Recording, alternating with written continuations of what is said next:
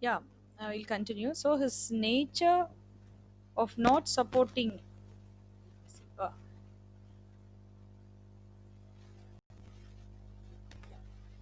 so that first episode on the boat, clearly shows that he does not support the idea of putting makeup or applying dye as we grow old. So he's against such ideas. But we will come to know what happens to this ashen bag as the story progress.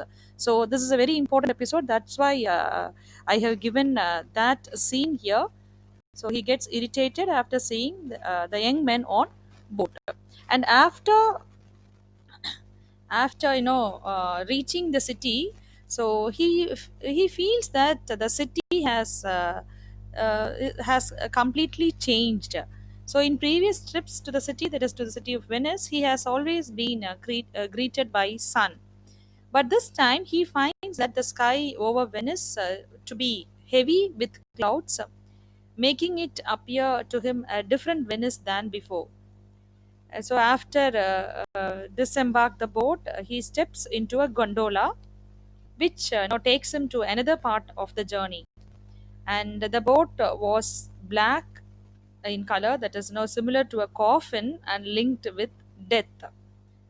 That is the last journey. So the first symbol that is given here, or we can take it as a hint. So the black boat symbolizes death or coffin. So all these are signs or symbols that tells the reader that something bad is going to happen.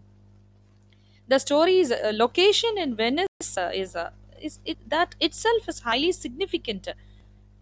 Italy represents the sensuous south, which is contrast to Aschenbach's Astor native Germany.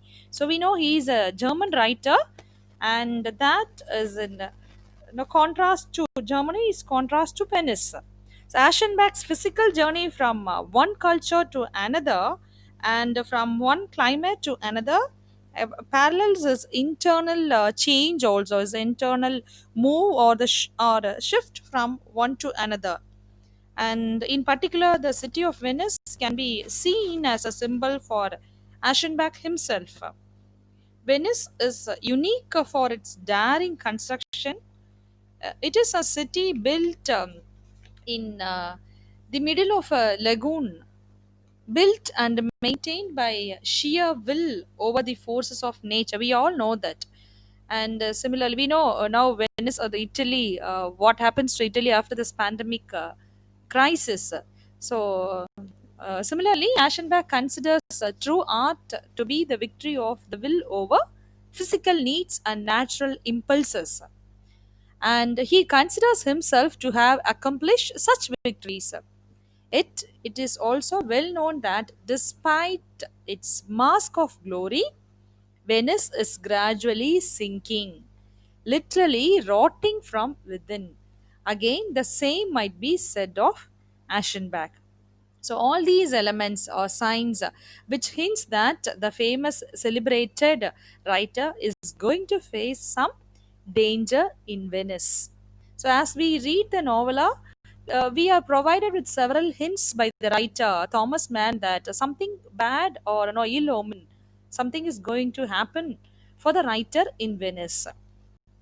So in Venice, after checking in hotel, Aschenbach goes down to have dinner. The hotel guests are an international mixer.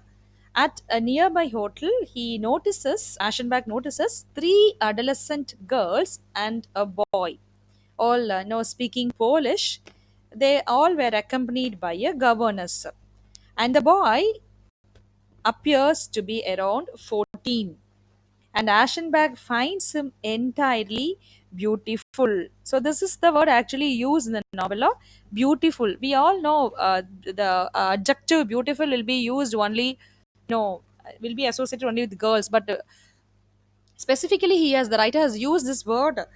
He describes the boy as entirely beautiful because he carries feminine features, and with this he has a divine serenity, a face suggest of Greek sculpture and dressed in a blue sailor suit.